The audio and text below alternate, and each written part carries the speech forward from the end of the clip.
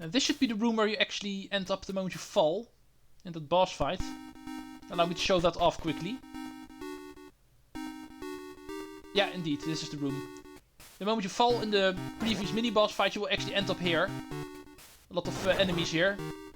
And also plenty of other people that fell at some point, by the looks of it. But might as well show that off, otherwise we would never actually get here.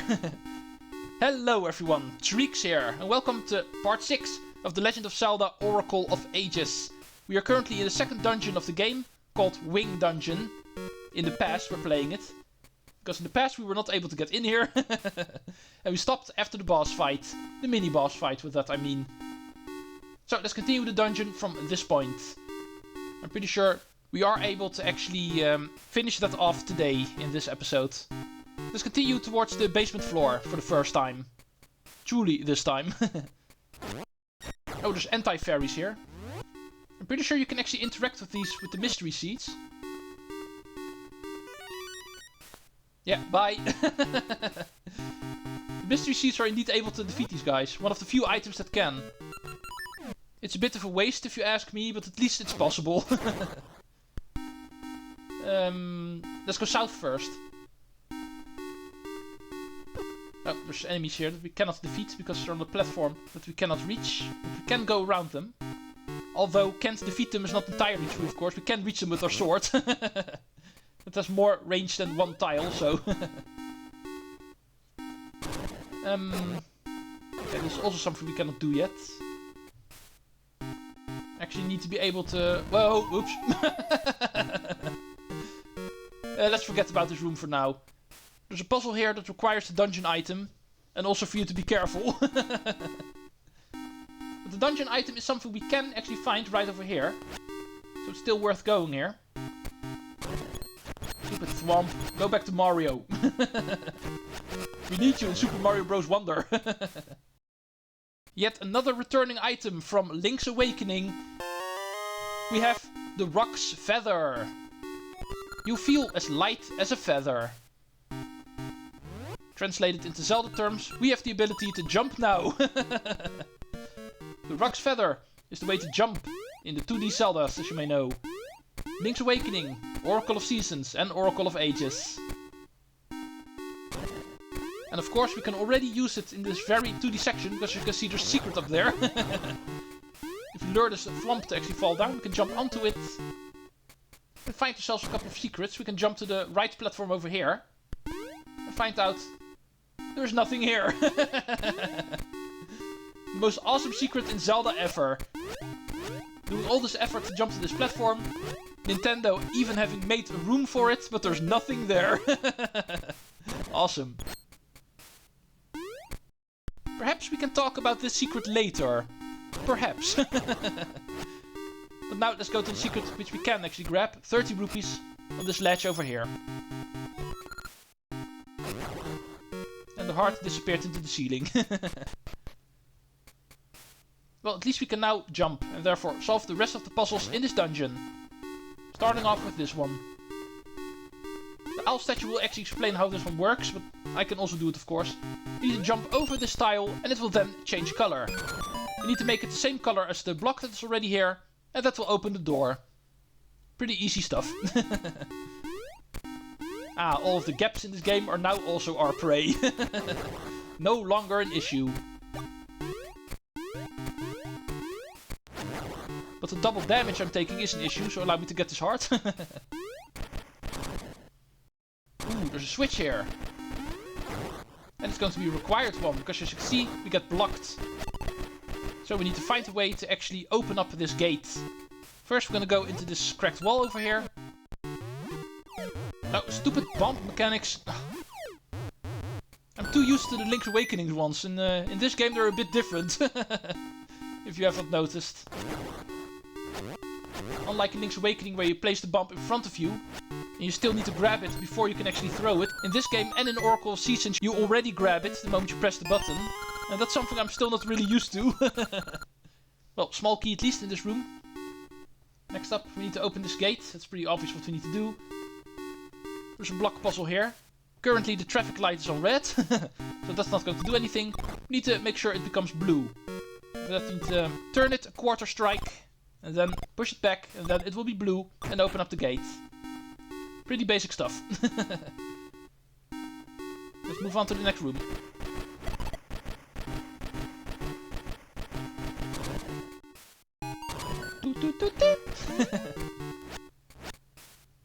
P-heads. I'm pretty sure we don't have to defeat them, but might as well. They're going to be annoying if we don't. Alright. Next puzzle. We have colored blocks again. 2 yellow ones and 2 blue ones. What do we need to do? Remember the jumping mechanics. Remember the jumping tiles. This time the pattern is going to be a bit more complicated, as you can see, because we have 4 tiles. Yeah, and also need to be careful not to jump over 2 of them at the same time. Because then you might get screwed up. Cute little roc's feather puzzle.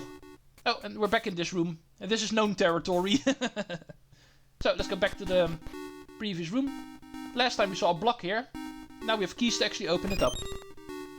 So we can continue to the right over here. Still on the lookout for the big key, or the boss key, whatever it's called. Oh, we get stopped here. In that case, we first need to go over here. Now we have the rock's feather, and we can therefore cross these gaps over here. First, we have a gate to open up. With these jump tiles again, make it blue. Traffic light gets blue, and it opens up. Oh, oops. Well, it's also a way to get back to the beginning. Let's jump back into our cart. Let's go.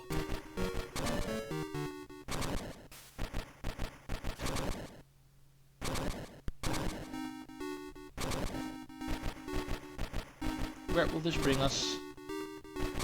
Well, to a chest at least. The chest that is not and therefore not the key. This one is a gacha seed. Can never have enough of those. Oh, need a power bracelet for you. And make sure not to destroy this top right one, because we need that one for a pressure switch. That switch over there, that's a pressure switch. Allow me to show you. And you guys didn't believe me. Let's hope the P-head actually leaves me alone. And we need to do some fancy jumping in order to make sure we can still reach the pot. It works like this. Diagonal jump. Alright. This is a cool puzzle. There's a locked door over there, but let's go see if there's anything else. Another color puzzle, it looks like. This one works a bit differently, so we don't have any jump tiles. We have statues that we need to start pushing. But we do get one jump tile. And that will actually determine which color of the statues we're allowed to push. As you can see. Now it's currently yellow, and therefore we can only push the yellow statue. And that's the first one we should do, because it's in the middle. Now let's go work on the traditional compass directions. South. East. North. And you are gonna go west. Now the 4 diagonal ones. Red. You go down here. You go down here. Oh, oops.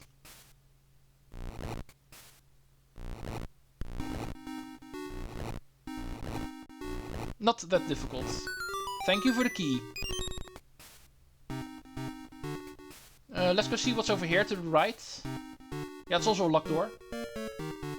And here's also a locked door. Map, help me.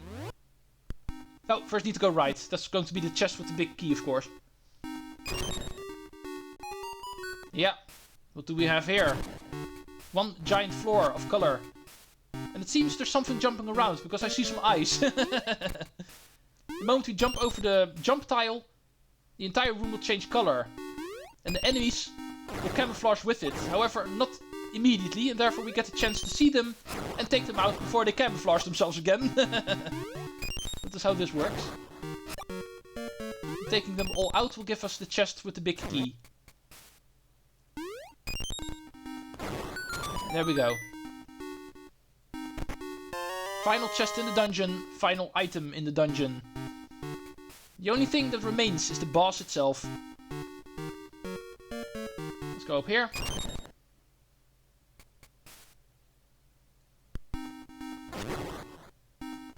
Let's make sure we stay full health. That would help if we are about to face a boss. Ooh, this one actually has a staircase leading up. And this is going to be another 2D boss. Awesome. The thwomps we saw in the 2D sections here weren't here for nothing. The boss is going to be the ultimate thwomp, you might say. And bombs are going to be the way to defeat them. This boss is actually a throwback to Ocarina of Time. As you may remember in that game, there was a statue in Goron City. And we needed to throw a bomb in. And then got lucky, it actually stops on the right face to get a reward. This is going to be a similar deal. You need to throw a bomb in and hope it actually stops on the red face, because only then it will get hurt. His red face is his face of pain, you may say. The moment the bomb goes in will actually determine where he stops on. It looks like it is random, but it's actually not. Oh, the purple face you also don't want, because then he will attack you. Yeah, as you can see, I threw it in at purple. So it's also going to stop at purple. Yeah, as you can see, that is always how it works. So, that you can actually use try to get the right one. Yeah, that one should be good. He was on red. And therefore he should also stop on red. Bam! And that will hurt him. It also gives us a recovery heart. Of course, every single hit after that will start spinning faster and faster, making it more difficult. But the second attempt also looks like to be successful.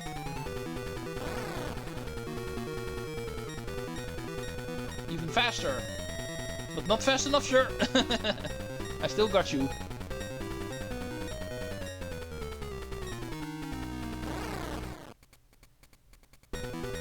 Five hits, I'm pretty sure it was. Maybe 4. Oh, not good. It was blue. Let's see if there's anything special about the blue face. No, it will make him do this attack. Oh, this one is difficult to avoid. Well, at least I survived. Yeah, good timing. There we go. This might be the final hit. Otherwise, there's one more. Yeah, that was it already. 4 hits, what you need. Boss defeated and heart container received. Heart container number 6. And so ends dungeon number 2. Even the boss fight was one giant puzzle. We get the Ancient Wood. An essence of time. It whispers only truth to closed ears from out of the stillness.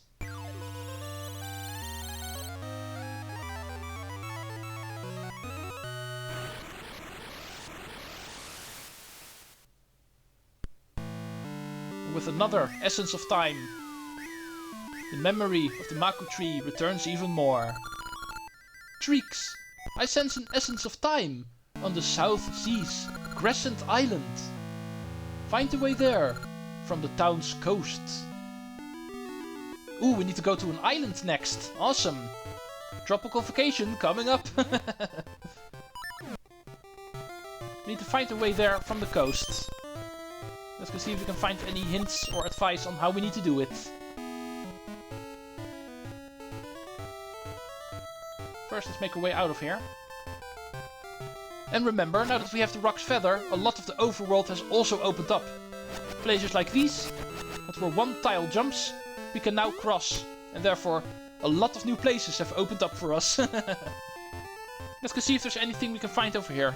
There should be a piece of heart that actually is now available to us. If we go this direction. Oh, Maple, hello. Speaking of pieces of heart.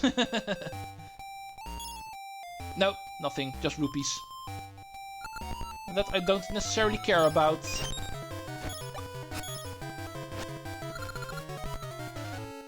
I do really like the shape of these rocks over here. Reminds me of the first Zelda game. Where you also had patterns like these. But anyway, let's make our way to the Piece of Heart. That should be in the cave over here. Yeah, this leads back to where we were. Yeah, Piece of Heart in here. I remembered correctly.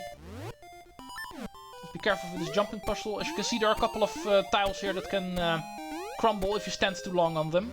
Let's get rid of the spots to make sure I make this jump correctly. Piece of Heart number 5 in the game.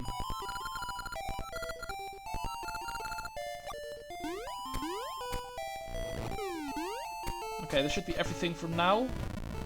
Careful for this area over here. This is Rolling Ridge. We'll be going here later. But we can already get annoyed by the rocks that fall. We'll be returning here later, therefore. For now, let's return to Lina City.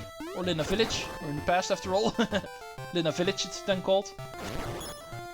Best way to keep them apart. Lina Village in the past. Lina City in the present. Oh, looks like my tree is done. 200 rupees. Also very good to get. Plenty of stuff to buy in this game, so can never have too much rupees. Let's gradually make our way south. We got the advice to actually check out the coastline. So, might as well, in order to find a way towards the southern island, known as Crescent Island. Here's the coast. We have reached the sea. But now for a way to cross it. Chavel's house. Well, let's go find out who Chavel is then. As you can see, also a place we can only reach after Dungeon 2. A jump is required. Otherwise we simply drown in here. Mr. Chavel, let's go see if you have anything for us that can help us cross the sea. Mr. Chavel, I presume. Looks like an old fella. I am Chavel. I am researching items for use in water.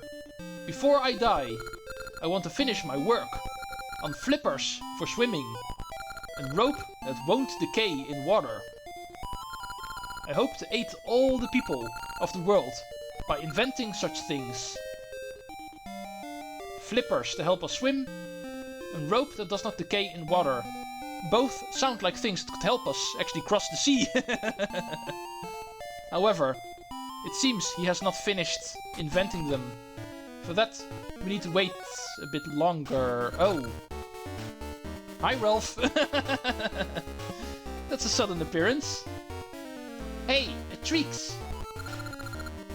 Are you looking for something or what? Huh? Chavel rope?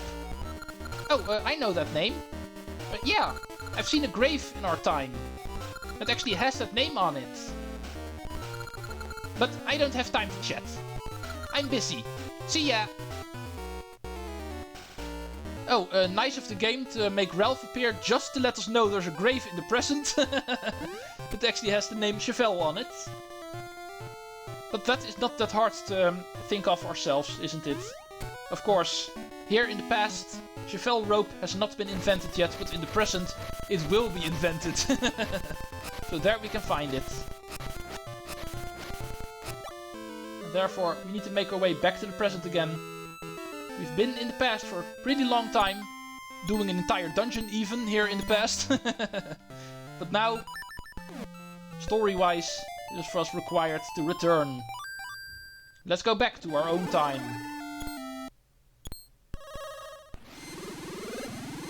Start looking for the grave of the great inventor Chavel. Let's go see if the rings that I got in the past in the meantime are worth my while. I did get a couple from the minigame, of course. I doubt I'm going to have all of the unique ones. Well, one of them is the red holy ring.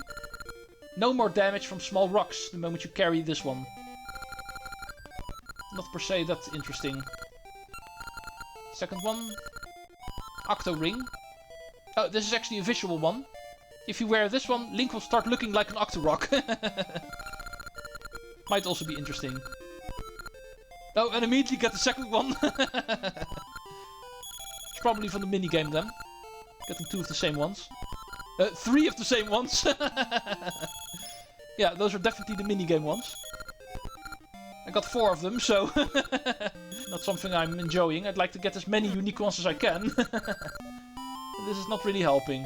Well, it does prove in the past, the moment you play the minigame, you can indeed get the same rings. However, it's not going to be a guarantee you get all 3 of them. If you're unlucky, you get 4 of the same ones.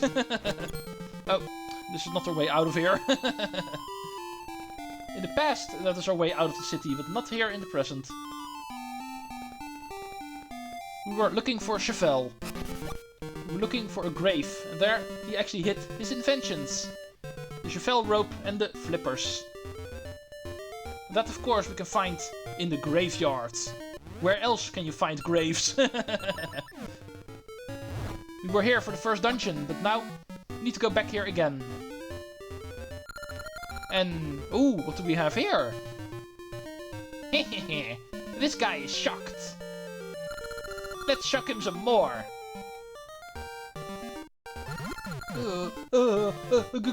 Ghost, help!